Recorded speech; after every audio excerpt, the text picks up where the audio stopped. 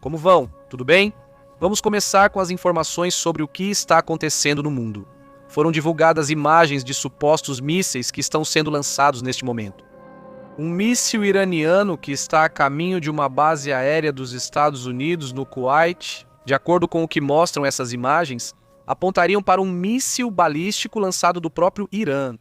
Mas como tudo em um conflito, é uma informação que vamos dizer supostamente, né? Não, supostamente isso está acontecendo porque ainda precisamos esperar por mais detalhes. Mas desde ontem estão sendo relatados ataques contra o Kuwait. O próprio Kuwait confirmou isso desde ontem. Agora também estão sendo observadas essas imagens.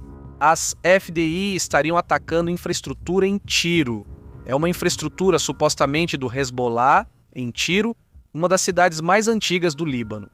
Afirmam que esse local é patrimônio da humanidade da Unesco, com 3.000 anos de história. Essa cidade está, neste momento, sob bombardeio.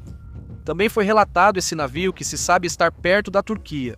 Aliás, drones navais atacaram 3 petroleiros da frota Fantasma ligados à Rússia.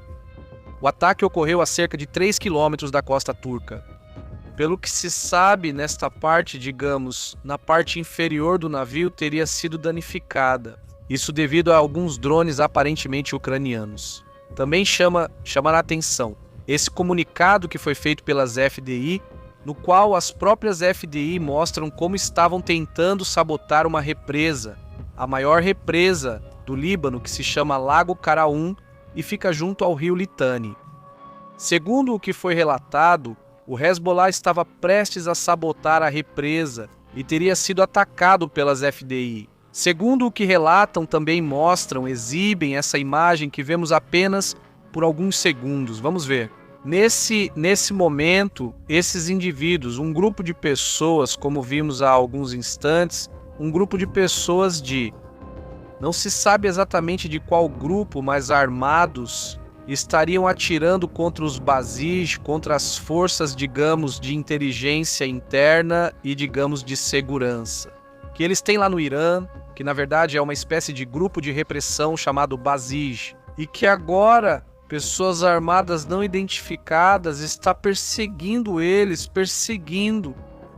Então, também fiquem atentos a esse assunto, porque aparentemente o próprio povo está tomando o controle ou tentando tomar o controle do Irã, um tema que chama muita atenção hoje em dia. Também é mostrada, essa imagem muito curiosa, em que Rússia e Afeganistão estariam assinando um acordo de cooperação militar e técnica. É bom também, é impressionante a movimentação da Rússia nesse sentido com os próprios talibãs. A Rússia já viveu situações de extremismo, digamos, de extremismo jihadista e tudo isso, e agora está começando a ter relações até mesmo militares com esse tipo de regime. A verdade é que é um tema tremendo, mas também parece uma espécie de desespero diante da falta de alianças por parte da Rússia. Outro tema relevante mostrado há pouco em um trecho que antecipei para vocês é a imagem que está chamando a atenção hoje, onde publicam várias imagens de satélite e afirmam que a reconstrução do Irã já está em sua fase final. Ou seja, a reconstrução das plataformas de lançamento de mísseis já estaria em sua fase final, deixando-as prontas para uma nova fase do conflito. Também chama a atenção essa mensagem do primeiro-ministro da Suécia, em que ele diz o seguinte, vamos ouvir um trecho do que ele comenta. A reagir. Acho que é bastante óbvio que a Rússia sabemos muito bem. Bem, aí está dublado, mas o russo diz, sabemos muito bem o que a Rússia pensa sobre os países que ajudam a Ucrânia. Todos os países da região já estão preparados para cenários e ameaças híbridas, então isso não muda nada. Assim respondeu o chefe do governo sueco ao ser questionado se temia a reação da Rússia pelas entregas de aviões de combate à Ucrânia. É bom, pois é assim que se tratam as linhas vermelhas, não é? De uma maneira clara e concisa, tipo, sim, claro que há riscos, mas estamos preparados para isso. Basicamente é isso. Também chama a atenção nas imagens de hoje. Esse momento em que lá na Argentina estavam tentando bater um recorde com um super sanduíche, um sanduíche enorme, uma coisa assim gigantesca. Mas de repente o pessoal ficou com fome E um teve a ideia, depois outro também. E antes que fosse feita a medição do sanduíche de 750 metros, alguém quebrou a ordem, digamos assim, e todo mundo começou a invadir a área e pegar pedaços do sanduíche. E bom, obviamente o recorde não pôde ser alcançado. Um evento gastronômico na Argentina, que buscava estabelecer o novo recorde mundial do maior sanduíche do mundo, simplesmente foi cancelado.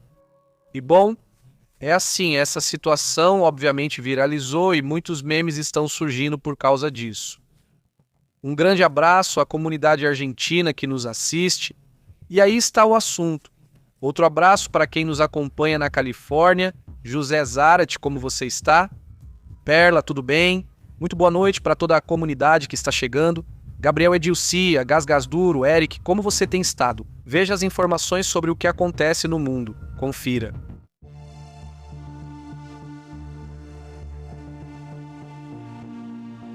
Foram relatados 4 ataques. Desta vez, o Irã disparou contra navios, entre os navios que teriam sido alvo dos disparos.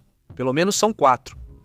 Teriam aberto fogo, supostamente fogo de advertência, mas afirmam que alguns desses navios realmente teriam atirado para acertar. De acordo com o que diz a televisão estatal iraniana, a IDIF, os navios ignoraram múltiplos avisos de segurança antes de serem atingidos pelos disparos da força iraniana. Uma deslocada para a zona marítima daquela região do mundo. Vejam, se formos rapidamente ao Estreito de Hormuz, não é? E vamos para essa região. Supostamente é uma tentativa de atravessar esse estreito por 4 navios. Como não tinham a permissão nem o aval dos iranianos, eles decidiram atirar, de acordo com o que foi relatado. Essa passagem marítima já não é mais qualquer rota, digamos apenas de passagem, mas sim uma rota que eles, os iranianos, querem estabelecer. Uma zona basicamente de propriedade deles, na qual podem cobrar e inventar qualquer pretexto para simplesmente impedir que passem por ali. Ao mesmo tempo, os Estados Unidos estavam mencionando que já havia uma negociação, que não só havia uma negociação, como também foi reportado em primeira mão pela Axios, não é? Dizia, citando funcionários dos Estados Unidos do círculo próximo de Trump, já foi acordado um memorando de entendimento de 60 dias pelas equipes negociadoras dos Estados Unidos, do Irã, e os Estados Unidos atualmente aguardam a aprovação. Ou seja, Donald Trump e o regime já estão dialogando, já estão de acordo, não é? E acontece que sim, de fato, eles estão de acordo, entre aspas, com a ala política. O que aconteceu depois, minutos depois? Isso já está, ou seja, os iranianos já estão. Eles sempre agem assim, Fingem que não são da ala política, mas sim da militar, e dizem que não concordam. E eles fazem isso a cada 15 dias, a cada 2 semanas, 3 semanas, fazem uma espécie de acordo, negociam e dizem não, mas você negociou com a pessoa errada, era comigo, e fazem de novo, fazem comigo. Dizem não, depois autorizam negociar com ele e negociam novamente. E dizem, poxa, compadre, o que eu te disse não era comigo, era com outro. E assim eles ficam enrolando. Mas aí, como Donald Trump já estava começando a circular informações, não só dos seus funcionários, mas já estava circulando que viria o anúncio oficial do suposto memorando, que é basicamente uma pausa no conflito por 60 dias, e imediatamente depois, os iranianos saem para dizer que o Irã está rejeitando o relatório da Axios, no qual afirmava que havia um acordo entre os Estados Unidos e o Irã.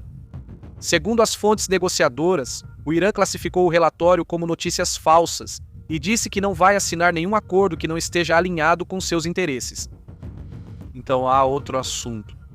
Também foi informado que Mojtaba Khamenei não aprovou os termos do acordo, ou que tudo isso já está cancelado e vocês vão ver e vão ouvir sobre isso. É que já chegaram a um acordo, acordos que já chegaram a um acordo. Pois bem, isso não só não aconteceu, como está longe de acontecer, pelo menos por enquanto.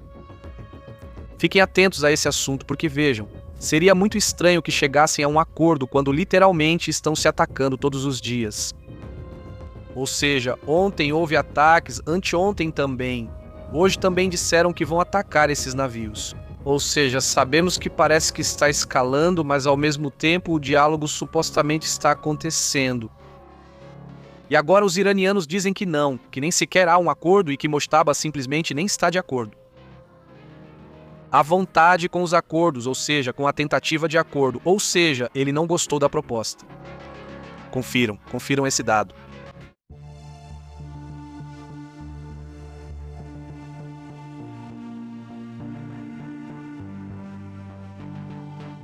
Olhem, estão acontecendo desclassificações cada vez mais amplas sobre o que está acontecendo, com documentos que ficaram escondidos por décadas, que estavam armazenados e que, bom, apesar de existirem os documentos, diziam que não havia fenômenos estranhos, que não acontecia absolutamente nada, que não havia nada a esconder.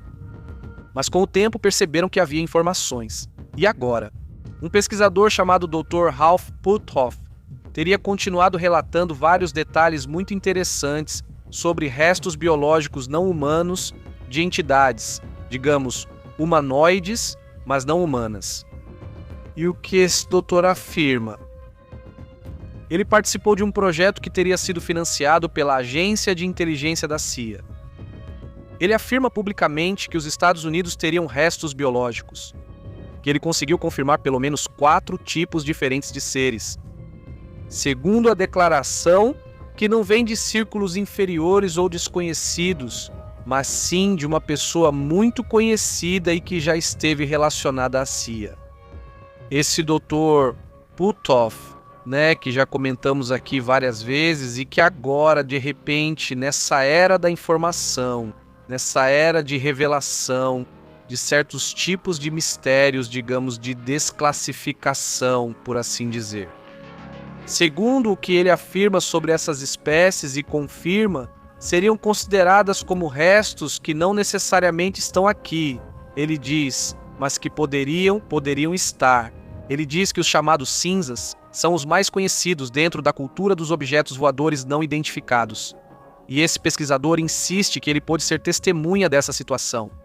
Também o pesquisador Eric Davis, colaborador desse doutor, já havia afirmado que alguns desses corpos já teriam sido recuperados em incidentes que as próprias agências de investigação e as agências de inteligência estavam atentas. E bem, eram elas que se encarregavam de documentar e certificar todos esses casos apenas de forma interna e nunca foi público.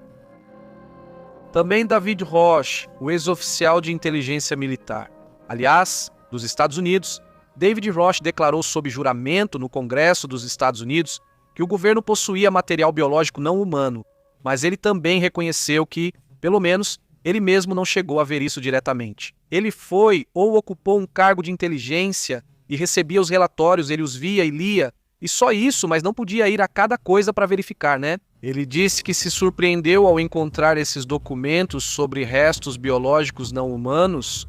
Então, se fosse apenas um caso de uma pessoa desconhecida, mas de uma pessoa, digamos, de nível muito baixo, talvez dentro dos círculos de inteligência, isso não significaria nada.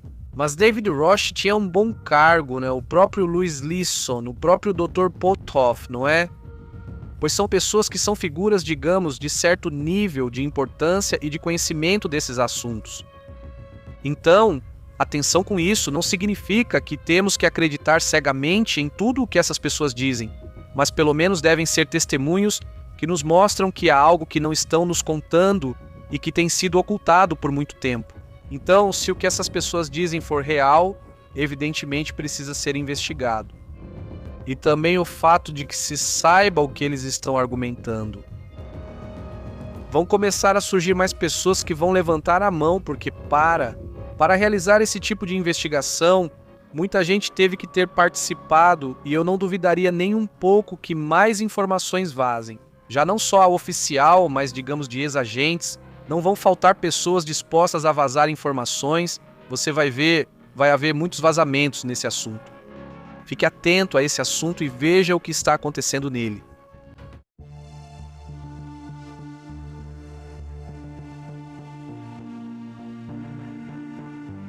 Em outros assuntos também importantes, está sendo feito um alerta para os próximos 5 anos, ou seja, desde agora, desde este ano de 2026 até os próximos anos, seria uma das previsões mais duras que já se teve no tema meteorológico.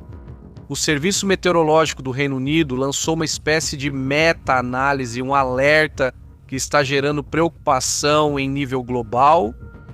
Por que em nível global? Porque isso afeta todos. De acordo com os registros históricos de temperatura, não só este 2026 será recorde por causa do Super El Niño, mas eles calculam. E isso com base em padrões de informação, com base no que aconteceu nos últimos anos, no consenso científico da meteorologia, a nível global, eles chegam à conclusão de que os próximos 5 anos, ou seja, 2026, 2027, 2028, 2029 e 2030, cada um desses anos, será recorde histórico de temperaturas. Verdade? O relatório aponta que existe 86% de chances de que recordes sejam quebrados de 2026 em diante. As temperaturas mundiais podem ficar entre 1,3 e 1,9 acima dos níveis pré-industriais, aproximando-se dos cenários considerados de não retorno. Londres, por exemplo, a capital britânica, é conhecida por um clima ameno, chuvoso, até mesmo frio e fresco. Mas agora as temperaturas chegam a ficar até mesmo próximas dos quase 40 graus, mas já 35 graus para eles é muito. Os pesquisadores detectaram um acúmulo anormal de águas quentes no Pacífico, um sinal não de um El Niño, mas de um Super El Niño.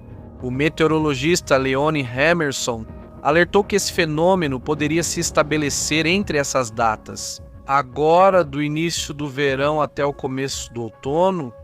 Nesse ponto, embora alertem, e isso já comentamos aqui mesmo, não há outras agências, digamos, de meteorologia.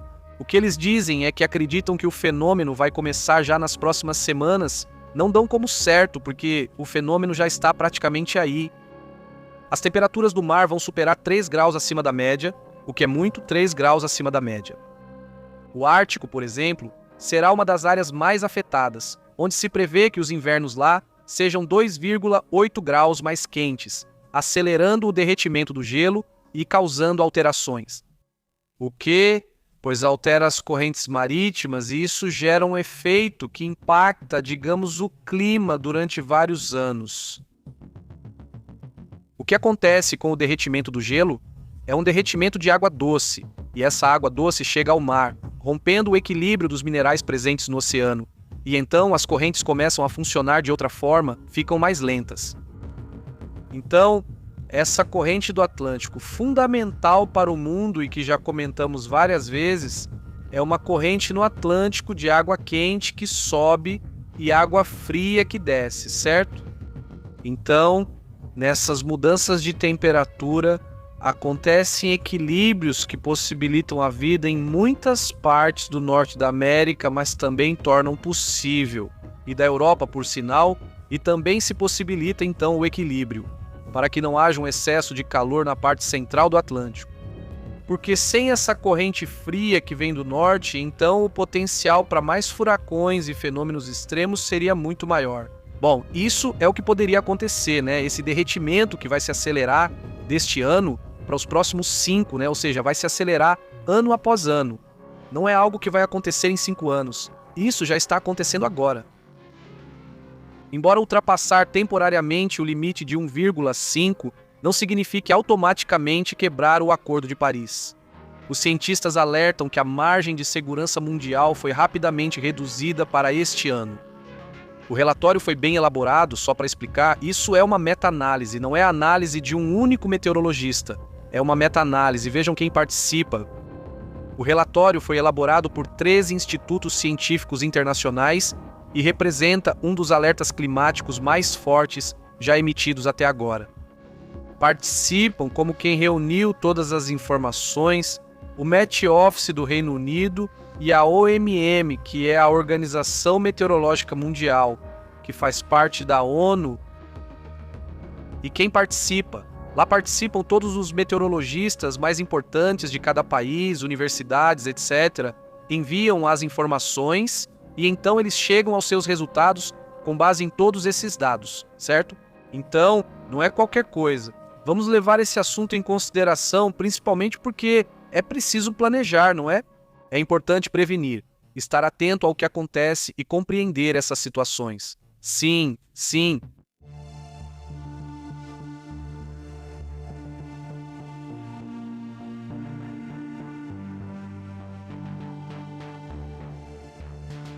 Voltando ao tema geopolítico, né, os Estados Unidos acusam o Irã de romper o cessar-fogo ao lançar um míssil contra o Kuwait, mas também detectaram 5 drones em direção ao Estreito de Hormuz. As autoridades militares comunicaram que conseguiram confirmar o que mostraram inicialmente como uma espécie de míssil que foi lançado. Aí está. As autoridades militares dos Estados Unidos informaram que o míssil balístico foi interceptado pelas forças do Kuwait e que 5 drones dirigidos a áreas marítimas também foram detidos por tropas norte-americanas e seus aliados.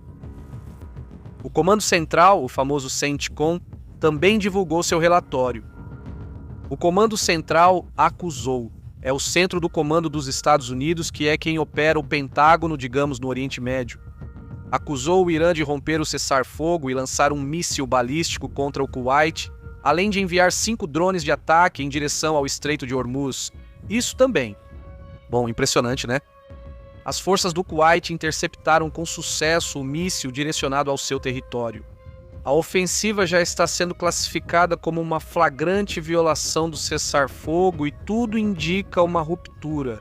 Por isso digo que é difícil acreditar nessa história de negociação, sinceramente, não é? Enquanto isso, também já há mais informações sobre a situação que está acontecendo agora mesmo dentro do Líbano e de Israel, não é? Lá começam a ser vistas unidades de artilharia militar israelense que estão no Líbano após cruzarem a fronteira entre Israel e o Líbano. E bom, de acordo com o que foi reportado, anunciaram no final do dia de ontem o início do que eles chamam de uma nova ofensiva. A gente chegou a comentar um pouco sobre isso à noite, mas eles garantem que os ataques contra o Líbano estão acontecendo de uma forma muito intensa.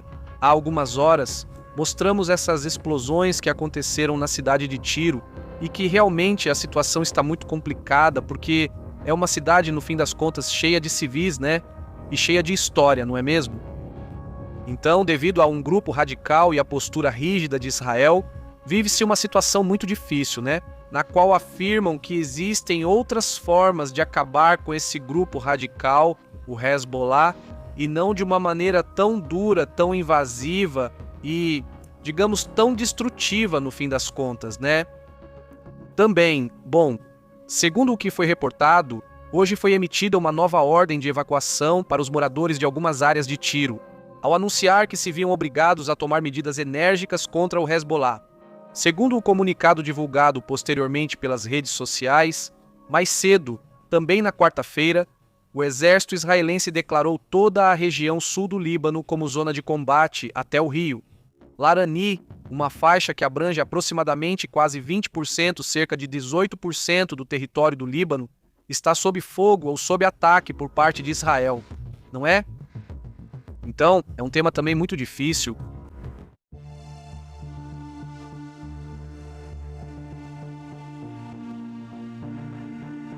Olha, mudando de assunto, Japão e Filipinas conseguiram fazer uma espécie de OTAN própria, por assim dizer, vão ampliar sua cooperação em segurança, incluindo a questão de defesa ou defesas, questão militar. Eles afirmam que isso é diante da crescente ameaça da China.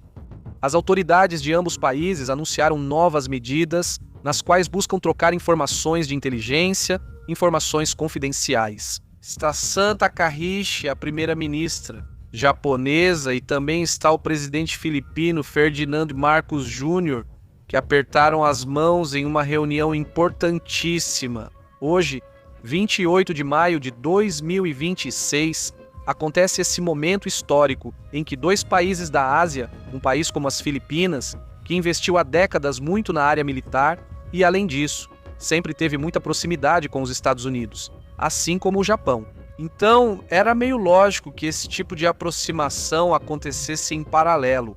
O presidente filipino também disse que empresas japonesas se comprometeram a investir 3,4 bilhões de dólares nas Filipinas durante uma mesa redonda de alto nível com grandes conglomerados.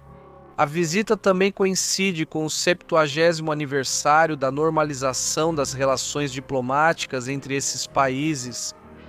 Já que estamos na Ásia, quero comentar outra coisa. Porque foi relatado que Taiwan Lixin-té, certo? O presidente taiwanês fez então uma série de comentários muito fortes nos quais afirma que, se largarem as armas, não haverá Taiwan. Taiwan enfrenta novamente uma fase sem muitos desafios, em que Donald Trump e Xi Jinping estão conversando e Taiwan está um pouco deixada de lado. Por isso, a reação de Taiwan dizendo: olhem, nós vamos nos armar e vamos nos preparar para evitar uma invasão por parte da China, certo? Vamos para outros assuntos também importantes.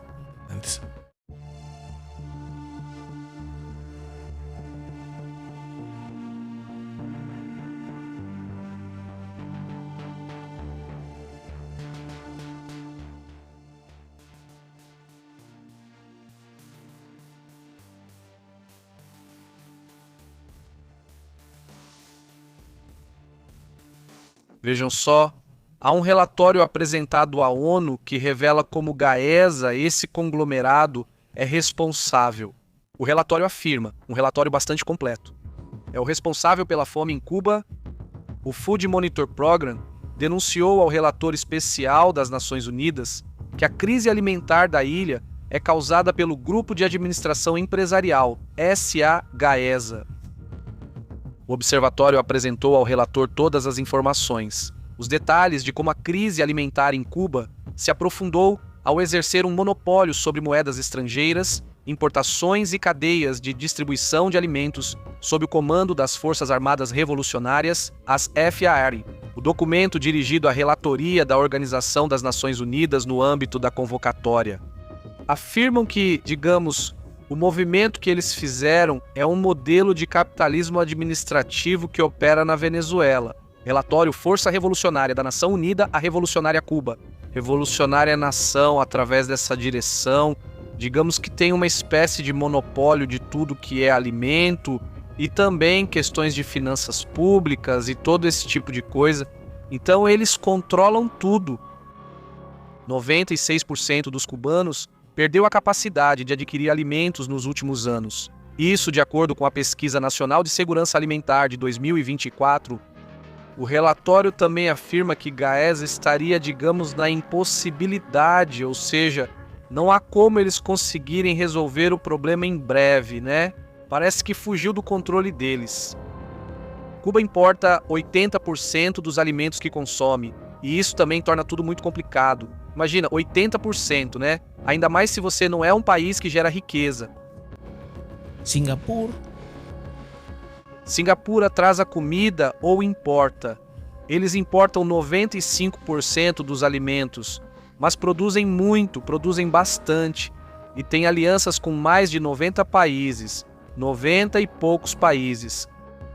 Então eles recebem tudo de todos os lugares, né? Tipo feijão, milho, sei o que for, né? O que você quiser, você vai receber não de um país, mas de vários. Então isso dá diversificação de riscos, mas você tem que ter com o que pagar, né? Você precisa ter como sustentar o que está fazendo. Singapura é muito curiosa porque é uma cidade, um país-cidade, né? Eles não têm território para plantar, não há espaço para plantar, então eles têm que se adaptar de uma forma diferente, né? Como? Primeiro prosperando, né? Isso também, bom, isso é importante, né? Vamos para outros assuntos interessantes do mundo.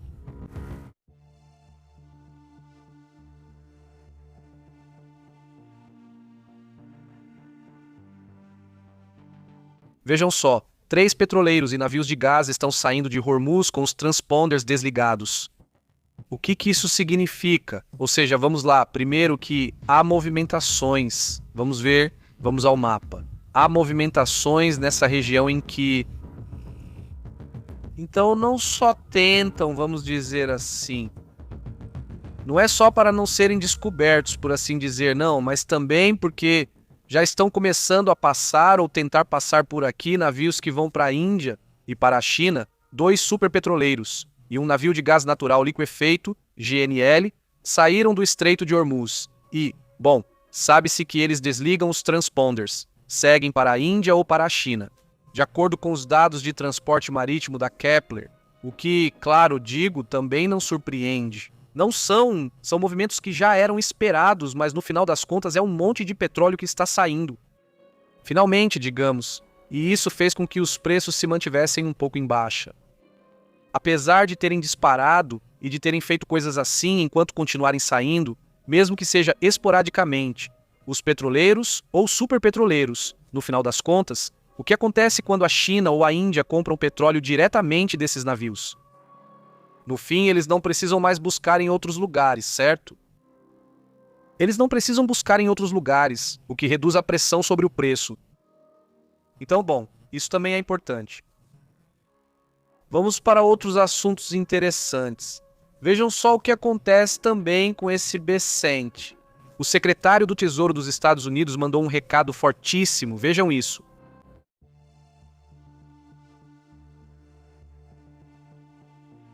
B7 estaria apontando para sancionar ou até ir além já com as companhias aéreas dos iranianos.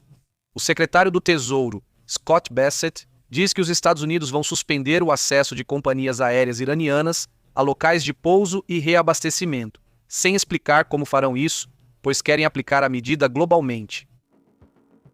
Ou seja, querem que as companhias aéreas do Irã não operem em quase nenhum lugar do mundo, certo?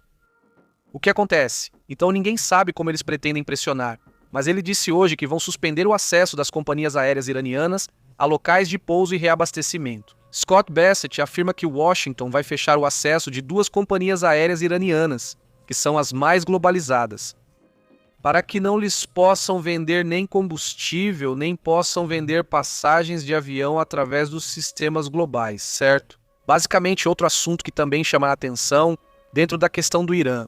Os Estados Unidos, segundo dizem, estariam próximos de ter uma proposta diferente, supostamente, sobre a questão do Estreito de Hormuz. Essa história a gente já viu muitas vezes, né? Já contaram tanto que já nem é mais crível, né? Quer dizer, o tempo todo ficam dizendo que vão negociar, que já tem o marco, que tem o memorando, ou como quiserem chamar, né? Pois bem, essa é a realidade. São os mesmos pontos de um lado, os mesmos pontos do outro. Não tem possibilidade de acordo, né? Quer dizer, não tem jeito. Pelo menos não por agora. Insisto, quer dizer, isso vai ser mais uma questão de guerra ou de pressão, uma pressão entre eles, né? Mas se de um lado não entram em acordo e do outro também não. E os dois estão presos em um problema no qual nem sequer se permitem navegar livremente. Pois cedo ou tarde alguém vai se cansar, cedo ou tarde alguém vai cometer um erro. E por erro, quero dizer que alguém pode atacar demais alguma área e as coisas podem começar a ficar maiores, não é? Por outro lado, deixem-me comentar o que está acontecendo em outras áreas, em outros temas também importantes. Olhem, confiram isso.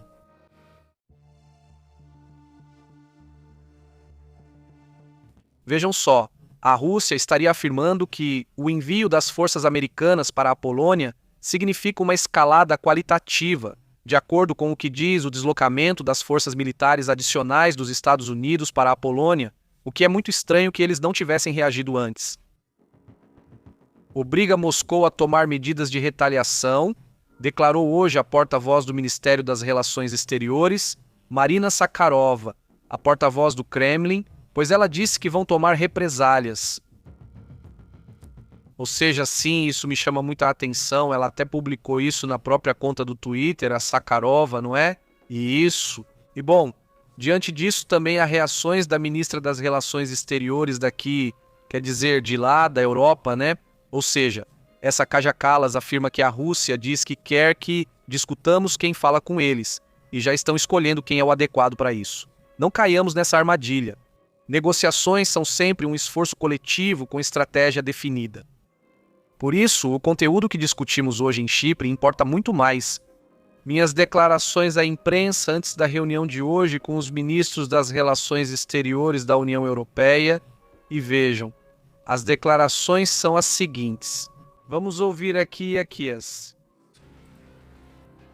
a situação no Oriente Médio e como isso nos impacta e como podemos cooperar juntas nessas questões.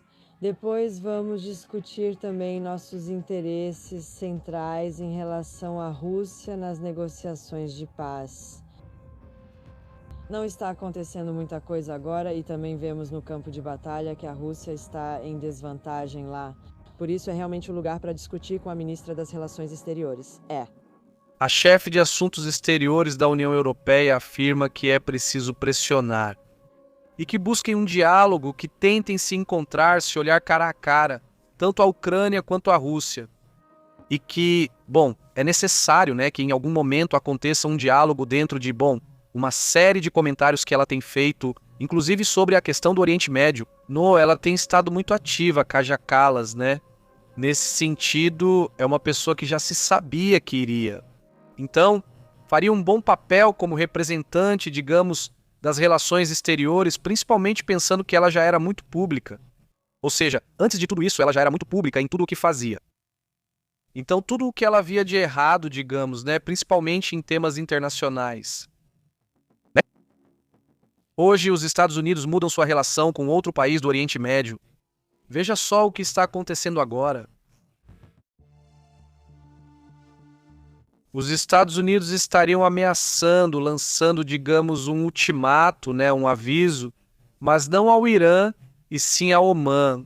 Veja só, há um país que até poucos meses atrás era o responsável, era o país neutro com o qual você podia dialogar tanto para o problema de Gaza quanto para o problema do Irã. No primeiro período, do primeiro ano de Trump, do seu segundo mandato, certo? Ou seja, no ano passado, em junho. Vocês se lembram que lá ia ser a reunião em Omã? Pois bem, os Estados Unidos avisam que vão atacar agressivamente Omã, se facilitar a cobrança de pedágios no Estreito de Hormuz. Há pouco eu adiantei um pouco para vocês, mas não havia tantos detalhes de como esse comentário dos Estados Unidos foi feito. Mas vejam, se observarmos o Estreito de Hormuz, ele está praticamente dividido em dois, que é esta parte de Omã e esta parte do Irã. Então, ao passar por aqui, a divisão do pedágio vai ser, o pedágio ou a cobrança que querem fazer vai ser entre os dois. Então, Omã já começou a gostar da ideia de não concordar, começou a pensar, se cair um dinheirinho extra não é tão ruim assim. Então, nesse sentido, né, um dinheirinho ambiental, e eles inventam aí as razões que quiserem, dizem que é por segurança ou o que você quiser, né?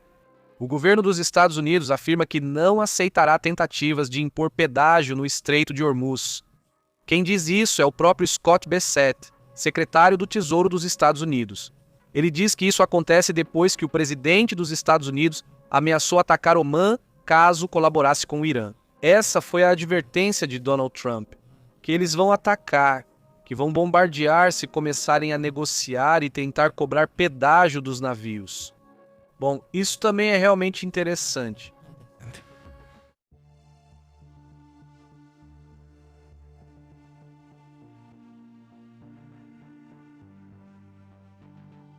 Hoje também saiu outro relatório que me parece fundamental para entender para onde vão se direcionar os conflitos armados neste momento no mundo, certo?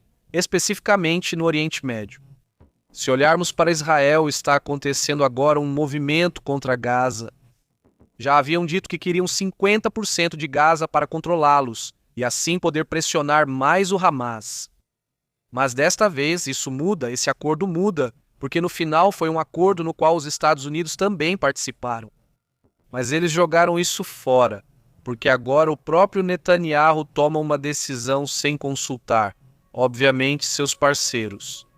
E agora ele diz que vai tomar não 50%, mas 70% da faixa de Gaza. Ou seja, esses acordos são rompidos, e diante disso, a pressão também sobre Trump nesse sentido. O primeiro-ministro israelense declarou hoje, quinta-feira, 22 de maio, que havia ordenado ao exército do país que tomasse o controle de 70% da faixa de Gaza, desafiando os termos de um cessar-fogo que já era muito frágil, não é? Pois bem, esse cessar-fogo com o Hamas possivelmente também está prestes a cair, a desaparecer, não é? Esse cessar-fogo não. E onde isso é dito? Pois ele disse isso no canal 12 de Israel, não é? E é daí que esse relatório é retomado. Então, o que acontece? Não, quer dizer, é onde? Você pode pensar que aparentemente as coisas estão um pouco um pouco menos ruins e de repente fica complicado de novo. Então, bom, atenção com esse assunto também, porque há aí uma preocupação de que isso escale novamente para níveis de guerra muito graves, não é? Vamos para outros pontos também importantes. Vamos primeiro a alguns comentários. Estou lendo aqui. Muito obrigado. Vamos lá.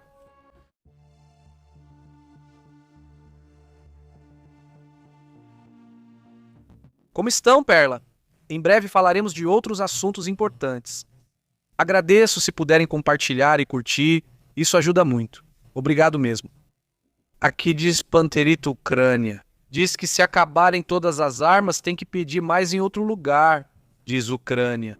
Sim, abraços. Como você tem estado? Ou seja, está complicado e por isso a Ucrânia meio que começa a fazer suas próprias armas, né? Tremendo isso, abraços. Olá, diz ladrões de terras e genocidas, diz e ainda aplaudem, diz Verderi, diga saúde Verderi. Como você tem estado?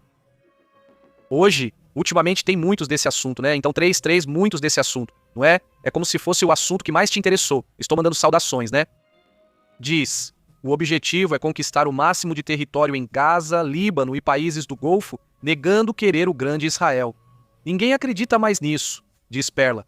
Como você está, Perla? Saudações, diz Gasduro. Como você está, Gasduro? Saudações, olá. Diz Sans. Ok. Como você está, Francisco Arce? Olá. Gasduro? Grande abraço, Blanca Barceló. Como você tem estado? Olá. Quem é? Quem está passando por aqui, por esses lados? Deixa eu fechar. Dizem e falam na realidade. Na verdade, grupos iranianos internos ou grupos introduzidos assim. Não. Eu realmente acho que são. Ou seja, obviamente também potencialmente ou apoiados ou podem ser curdos, podem ser grupos que são de oposição e não é como se da noite para o dia você simplesmente saísse, trouxesse armas e começasse a atirar assim. Ou seja, você precisa ter um treinamento e um certo nível de frieza para fazer essas coisas. Então eu acho que deve ser gente, ou se for gente interna com assessoria ou apoio dos Estados Unidos, ou de Israel, ou de ambos, podem ser curdos. Também é preciso lembrar do problema com os curdos. Sim, pode ser alguém de dentro, né? Não dá para descartar pelo que ocorre internamente, está muito feio. Sobretudo, eu imagino que deve haver um descontentamento forte com todos os pais e todas as pessoas que perderam seus familiares com os ataques que têm feito contra a população. Não é? Não é a primeira vez que vemos como se persegue ou se ataca os próprios Basij. São a força de segurança, de repressão, não é? Na verdade, agora eles não estão em nenhuma de suas instalações. Não estão lá, não podem estar lá, então dizem que estão escondidos. Antes, os básicos não tinham nada no prédio deles, né? Isso, bom, para começar, eles foram bombardeados, mas então vão morar onde? Então, eles vão para casas e coisas assim, lugares secretos, e quando descobrem, aí a população pressiona, né, a população e provavelmente a inteligência e coisas assim, né, de outros países. Não duvido. AM. Mas bom ponto, Branca. Saudações para Amanda, como você tem estado? Olá, saudações, Adilson. Como você tem estado? Um grande abraço também, muito obrigado. Esse é Adrian Gilbert. Como você tem estado, Antônio? Tudo bem? Olá, diz Bienhuca. Pepe pergunta, de que assunto? Que é isso? José diz, Dante, como você está? Tudo bem? Ele manda saudações, saúde, Pepe, e este diz, de Tarragona, Espanha, com todo o romano aqui. Parabéns pelo programa, muito obrigado. O que é isso de com todo o romano? Como você tem estado? Isso foi verdade? Foi um ótimo cumprimento. Diz Pepe, quem poderia impor um limite a Israel? Dizem que eles estão muito bélicos e você viu que até as pessoas que levam ajuda humanitária foram violentadas por eles. Isso é tremendo. O que você acha? Olha, primeiro ponto. Você não pode ficar bloqueando os jornalistas que querem entrar em Gaza. Não pode fazer isso porque, desde o começo, já é suspeito. Me digam vocês se não é, mas é muito suspeito e de repente dizem, não, você não pode entrar. Quer dizer, você pergunta, ué, por que não? O que estão escondendo aí, não é? Tem que haver jornalismo, porque senão ou a narrativa é bloqueada ou a narrativa também fica mais extrema, não é? Porque, afinal, que tipo de informação você vai receber? Só virá de quem participa dos grupos radicais de Gaza, certo? Temos que admitir que também há grupos radicais lá, certo? Com certeza. Então não, quer dizer, você deixa a imprensa circular e que as conclusões vão sendo tiradas e que o que acontece lá seja analisado de forma crítica, certo? Mas essa atitude de autocrata que o Netanyahu tem é uma pessoa que cada vez, quer dizer, eu vejo o Erdogan e esse Netanyahu cada vez avançando mais para uma posição de controle absoluto dentro do seu país, né?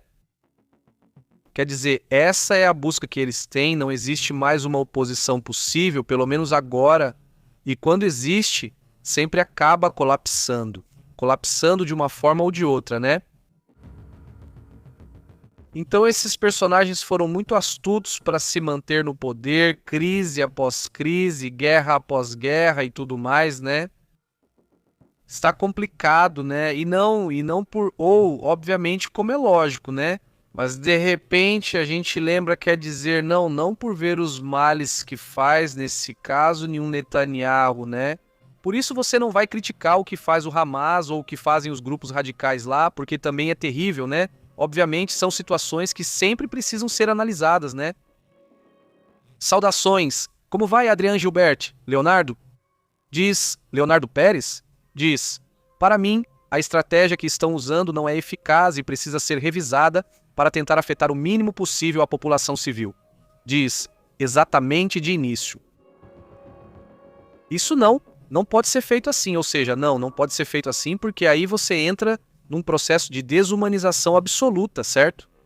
Em que talvez, bom, então você não pode apagar toda essa sociedade só porque vai atacar esse grupo, certo? Acho que nesse sentido, boa parte do mundo está nesse consenso de que não pode ser assim, porque nesse caso qualquer problema vai ser, bom, então apaga a cidade do mapa, apaga do mapa. Este país, quer dizer, está realmente complicado definitivamente. Vamos para outros pontos, para outros temas também importantes, mas justamente falando disso, né, os ataques dentro do Líbano estão se intensificando, em que as forças de defesa de Israel estariam atacando em Beirute. Olhem, já tinham se passado algumas semanas em que não havia ataques consideráveis em Beirute, avisavam que iam atacar e na hora mesmo não acontecia nada. Os ataques têm sido principalmente na parte sul, ou seja, digamos que próximos à fronteira com Israel, certo? Basicamente, né? É aí que tem acontecido os ataques, principalmente nessa região. Vocês lembram que semanas e meses atrás também houve grandes ataques aqui.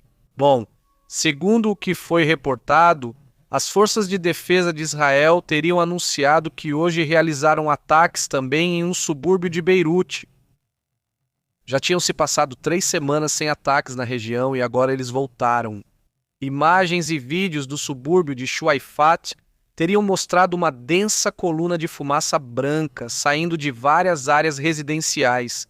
A área ficava perto do aeroporto internacional de Beirute. Bom, outro ataque também nessa região. E bom, é assim que está a situação nesse assunto também. Bom, mais tarde estaremos analisando outros relatórios, outras situações, mas eu queria comentar isso com vocês. Tem uma questão no Reino Unido que me chama a atenção, que é um tema que aqui no México se comentava muito na época, que era o tema dos nem, né? Ou seja, o clássico nem estuda nem trabalha. Segundo o que relatam, o número de jovens entre 16 e 24 anos no Reino Unido que não estudam e também não trabalham. Sim, já está chegando a mais de 1 milhão de pessoas. O número de jovens entre 16 e 24 anos no Reino Unido que não estudam, não trabalham e não recebem formação chegou no primeiro trimestre de 2026 a 1 milhão e 12 mil pessoas. 1 milhão e 12 mil pessoas. Pelo que se sabe, isso considera apenas pessoas entre 16 e 24 anos. Esse é o cálculo, não é? O número de nem no Reino Unido é um dos mais altos que já tiveram nesse país. É um aumento de um ano para o outro de 89 mil jovens a mais que estão nessa categoria, digamos assim, não é? Segundo o que dizem, eles estão estudando uma maneira de tentar, digamos, ajudá-los a serem produtivos, por assim dizer, não é? Segundo o que relatam o conjunto, estima-se que 13,5% de todas as pessoas entre 16 e 24 anos no Reino Unido não estudam, não trabalham, nem recebem qualquer tipo de formação. O que implica que há um aumento de pessoas nessa situação em um tema que, obviamente, gera um peso para o país. Estima-se que 14,4% dos homens jovens se encontravam nessa categoria, um aumento de 1,2 pontos percentuais, segundo o que foi reportado. E vejam, esse não é um problema exclusivo, não é só do México ou do Reino Unido. Há vários países que estão então vendo o que vão fazer, não é? Com toda essa galera que não encontrou oportunidade de estudar, ou até encontrou, mas não quis aproveitar, seja qual for o motivo, né? Mas dizem que correm o risco de ter uma geração perdida. O anúncio dos dados do Escritório de Estatísticas do Reino Unido coincide com o fato de que a possibilidade de uma geração perdida agora é mais provável do que nunca. Uma geração perdida de um grupo de pessoas entre 16 e 24 anos que não estuda, que não trabalha e que, segundo eles, está aumentando, ou seja, no Reino Unido. Não, mas quantos países também não estão assim? O ex-ministro da Saúde do país fala sobre essa situação e sobre o mercado de trabalho e de estudos com os jovens. O documento alerta que o Reino Unido estaria enfrentando o que eles chamam de uma lacuna geracional. É uma geração que, eles insistem, pode se perder nesse sentido. Eles afirmam que quase 60% não estuda nem trabalha. Eles estão economicamente inativos. Não só estão sem trabalho, como nem sequer procuram por um. Ou seja, a maioria, reparem, 60% nem está procurando. Dessa forma, eles afirmam claramente que isso, obviamente, é alarmante. Que 6 em cada 10 jovens que não estudam, que não trabalham, não estão buscando oportunidades. Também dizem que corre-se o risco de termos uma geração perdida. Isso que o ministro do Trabalho está dizendo, bom, eu acho que é um tema obviamente preocupante, né? Obviamente é importante e te gera problemas de muitos tipos. Sabe que o problema não é só econômico, mas pode te gerar outros problemas também. Digo, no final, se você fica desocupado, como dizem, você fica sem ter o que fazer, né? Pois é aí que começa. É quando eu digo que também surgem de repente grandes ideias assim, né? No momento em que não está fazendo nada, não é? Mas também, bem, os problemas e as dificuldades, né, como dizem, não podemos reclamar da falta de mão de obra. Ele aborda o baixo crescimento, o aumento dos custos do bem-estar social e a pressão nos serviços públicos, enquanto permitimos que o talento de quase 1 milhão de jovens esteja sendo desperdiçado. Ou seja, sim, não falta mão de obra, na verdade falta outra coisa. Então, como encontrar oportunidades para essas pessoas, como incentivá-las, né, para que elas realmente comecem a trabalhar, ou pelo menos estudar, ou algo assim, né? Bom, é assim que está a situação.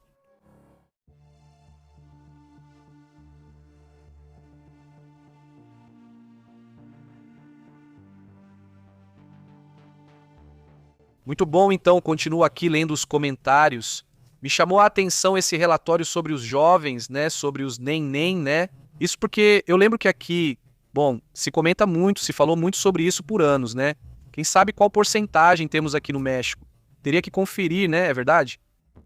Vamos ver o que o INEGI diz, né? Sobre esse assunto, dizem que no México tem muitos neném e que o governo sustenta eles. Dizem que envolve saúde, que se envolve. Bom, isso de dizer que o governo sustenta é só modo de falar, né? Porque na verdade não sustenta, né? Quer dizer, o que dão não é nada, né? Quer dizer, não é absolutamente suficiente, é muito pouco, sinceramente é muito pouco, não dá para sustentar eles. Mas digamos que recebem algum apoio ou algo assim, né? Tem países que realmente sustentam mesmo. Ou seja, te dão o suficiente para comer, para viver, para tudo, né? Aqui são apoios bem pequenos, bem sem muita coisa, mas quanto será que tem, né? Porque depois eles acabam aqui em muito trabalho informal, né? Então, de repente, pode parecer que, ou seja, teria que ver qual é o número real, né? Dessa galera, né? Ele diz esse cumprimento, entra perguntando como você tem estado, né? Este diz, e se existisse, e se não existisse o Hezbollah, quem impediria Israel de tomar todo o Líbano? Porque são considerados terroristas. Mas se não existissem, Israel tomaria tudo, diz Perla. Bom, aí está a teoria da pérola, né? Ou seja, a questão é que o Hezbollah não atinge só Israel, atinge todos que não são como eles, veja. Ou seja, aí lembre-se de como eles começaram. Eles entraram, digamos, no governo do Líbano, matando pessoas, sequestrando pessoas do Líbano. Primeiro, tomaram o poder a partir daí. Então não é que eles parem Israel, é que o que eles querem fazer é se expandir. Ou seja, aí estamos falando do Irã se expandindo. Nem sequer é um grupo que representa os interesses do Líbano, representa os interesses do Irã, não é? Que não esqueçamos esse assunto, porque é o que eu digo, às vezes são as narrativas, não as narrativas de mocinhos e vilões, vamos dizer assim, né? Não, aqui é só ser crítico com todos, e nesse caso, como o Hezbollah é indefensável, não é? É um grupo radical que tem operado não só contra Israel, mas também, aliás, contra a Argentina e contra vários outros países do mundo, não é? E que atua como um grupo radical, não como um exército, certo? Treina como um exército, mas age como um grupo radical. Então, né, para isso existem exércitos básicos. Se forem te invadir, é para isso que você tem um exército, certo? No caso do Líbano, quero dizer, se forem invadidos, o exército está lá, certo? Mas esses grupos atacam cristãos, atacam muçulmanos, que não são xiitas e eles não os querem. Ou seja, no centro do Líbano não querem o Hezbollah. No sul, no norte do Líbano também não querem eles. Os próprios muçulmanos expulsam eles de lá. Por quê? Porque os consideram radicais e porque os consideram, digamos, de outro grupo, que são os xiitas, certo? Os sunitas estão ao norte, no meio os cristãos e os xiitas na parte sul. Bom, e por que eles estão aí? Quem os incentivou a estarem aí? Irã. Então, pois é, aí está a questão. Diz impressão. Impresentáveis todos que fazem a guerra, diz Verderi. Saúde Verderi. Diz VP. Estão fazendo um paralelismo de um noticiário sobre uma encíclica de Leão XIII e Leão XIV. Quando puder, investigue. O Leonardo diz que é ótimo. Saudações. Quer dizer, tem um lado idiota da guerra, né? Mas não podemos dizer que todos que fazem a guerra são iguais, porque é como se de repente alguém tentasse entrar na sua casa e eliminar você e sua família, né? Ao se defender, dirão que você é igual a quem tentou tirar sua vida. Mas não é, pois apenas se defendeu. Eu não pensava em fazer mal a absolutamente nada, e não estou dizendo que esse seja o caso de Israel. Não estou dizendo isso, né? O que estou dizendo é que não é a mesma coisa, certo? Ou seja, em muitas guerras não é igual, certo? Se forem te invadir, você tem total direito de se defender, certo? Se vão te atacar, então você tem o direito de atacar ou de se defender. Agora, se você exagerar, aí já é outra coisa, né? Ou seja, um ladrão foi te atacar, por exemplo, né? E você se defende do ladrão e não vai atrás do ladrão, do familiar, do vizinho, que é isso que Israel faz, né? Ou seja, Israel não se defende só de quem ataca, mas vai lá, ataca quem atacou, o vizinho, o outro e o outro. E é aí que está errado, né? Totalmente errado. Concordo totalmente, isso é reprovável e não pode acontecer. Você se defende de quem te ataca. Até aí termina a sua linha de possibilidades, porque senão você se torna, como bem diz Verderi nesse sentido, você pode se tornar o criminoso que você supostamente está combatendo, né? Então aí está o problema, né? É isso que ocorre em Israel. Por isso muitos lá não gostam do Netanyahu e querem sua saída. Acho que na América Latina há mais pessoas que gostam dele do que em Israel, né? Aqui surgem umas narrativas bem curiosas. Então, mas eu concordo totalmente, ou seja, existem limites, né? Em qualquer defesa existem limites. Aliás, a primeira coisa que ensinam para os policiais é isso. Dizem assim, olha, seus limites são esses. Você pode, ou seja, você vai defender, vamos dizer, algo que é injusto, qualquer coisa, mas esses são seus limites, né? Isso em muitos países não é cumprido, né? Aqui no México depende do estado também, né? Mas, ou seja, depende de qual estado, porque tem policiais muito bem treinados, tem cidades com treinamento muito bom nesse assunto e tem outros que realmente, mas normalmente não são. Diferente do que eu vejo, por exemplo, nos Estados Unidos, que que são excessivamente violentos, né? Ou seja, tipo, olha, assim, deixa eu pegar aqui meu documento, você está me pedindo o documento, deixa eu pegar meu documento e pá, pá, pá. E como é que eu vou pegar? Não dá tempo de pegar o documento, já estão atirando, né? Existe um excesso de reação por parte da polícia dos Estados Unidos, algo muito criticável e, claro, sem generalizar, mas sinceramente são muitos casos, não é verdade?